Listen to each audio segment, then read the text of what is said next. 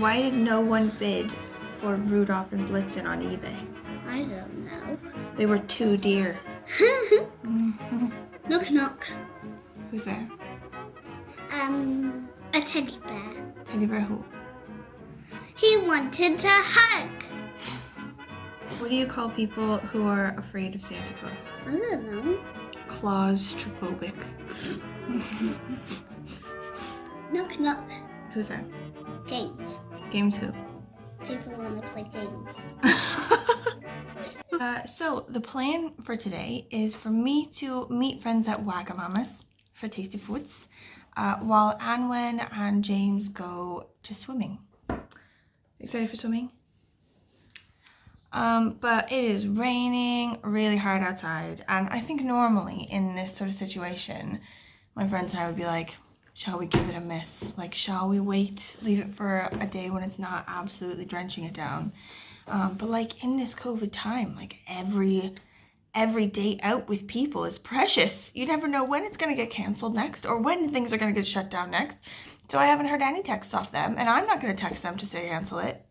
I think the plan is just to wander out in this freezing cold drenching rain to go to Vlogmas. So that is what I'm going to do, and I'm kind of excited about it. On a bookish side note, I finished this book last night. I started it last night and I finished it last night because it's very small. It only took about maybe 2-3 hours or so to read. It's for my book club, and the meeting is on Monday, and I panicked a bit.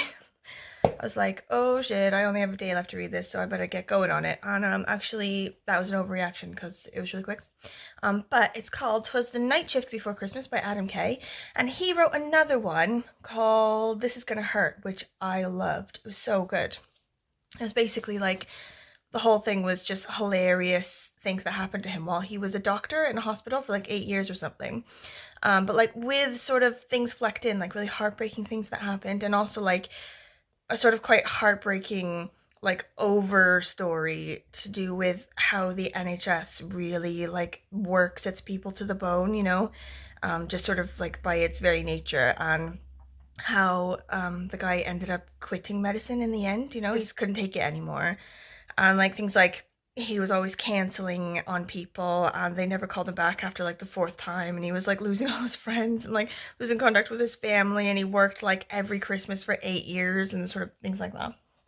But anyway, 'Twas the Night Shift Before Christmas is his second one, and it's basically another round of hilarious things occurring on the Christmases that he worked throughout like the 8 years that he was a doctor. There was like this one bit in it where he's talking to this couple about like fertility things, and the guy says, well, I'm having a bit of a problem with the downstairs neighbor. And the doctor's like, why do people have all these crazy names for their penis? Like, why can't you just say penis, you know?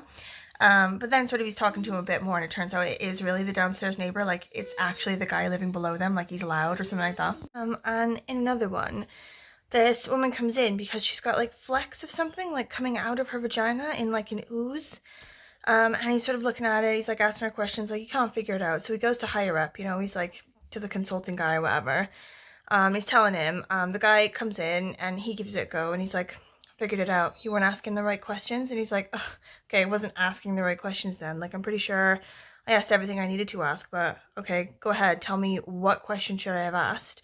And the guy's like, have you been sticking candy canes in your hoo-hoo? Clearly he did not ask that, and he should have.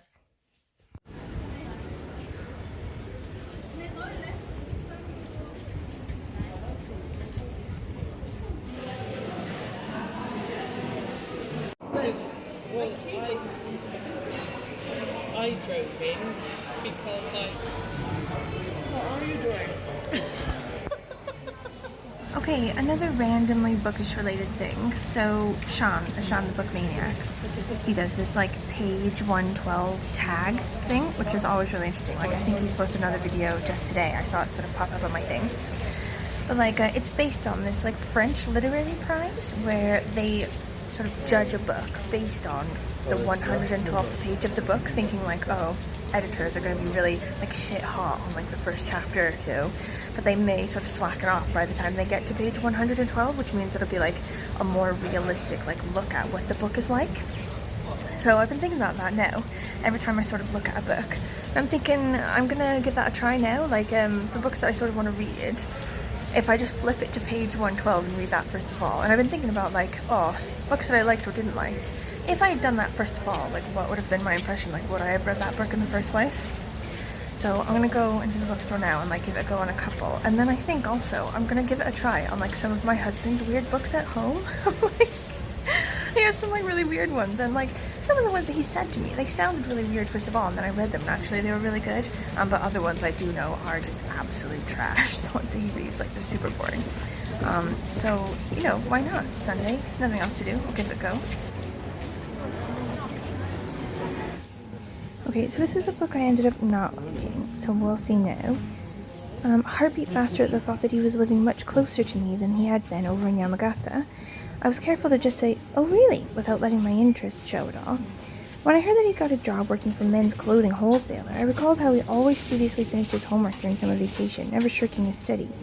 I wasn't surprised to hear he was a hard worker. About a year ago, I heard from my sister that his company had been acquired by another firm and he had taken voluntary redundancy.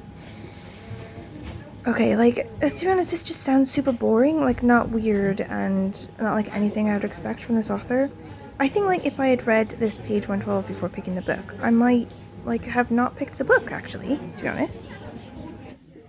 Okay, so I'm looking at this one, and it looks super cute.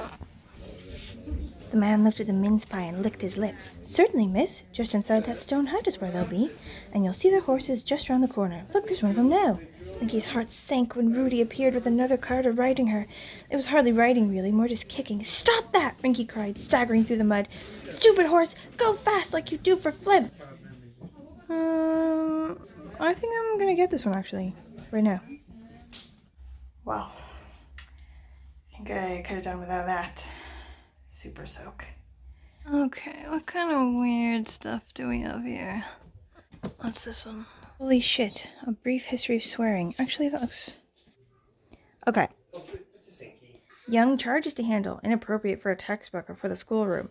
Words for sex and for parts of the body involved in it are inherently more dangerous than the evil scheme of bad language. Talking about excrement will very likely entice no one into sin, but if you employ a word such as whoop, shield your eyes, or pintle, or sard, or if you simply describe an especially fetching dress or a well-formed leg, you risk conjuring up foul thoughts, and foul thoughts lead to foul deeds. Like, actually, this seems really interesting. Like, from what I'm reading on this page, like, I'm interested in reading this book. Like, I'm just gonna stick this over here on my side, in my books. Okay, what else have we got? We got some here. Yippee-ki-yay moviegoer. But now I see it again as a more thoughtful, positive individual and a more astute motherfucker in the area of filmatic theory and practice. The movie takes on a much deeper meaning. The reoccurring day is not just a cool gimmick, it's also a reflection of the way he feels about his life. He's tired of repeating variations on the same old weather shit, going to the same places, surrounding himself with the type of people he hates, so he ends up literally having to relive the same day every day and cannot escape these small town people because of the blizzard that strands him there. Actually, yeah, I'm gonna add that one to my stack as well. Like, this experiment is going very different to how I thought it would go. I thought that these would be really bad and they've turned out to be really good, so I feel like I should just keep my mind open to this 112 tag all the time.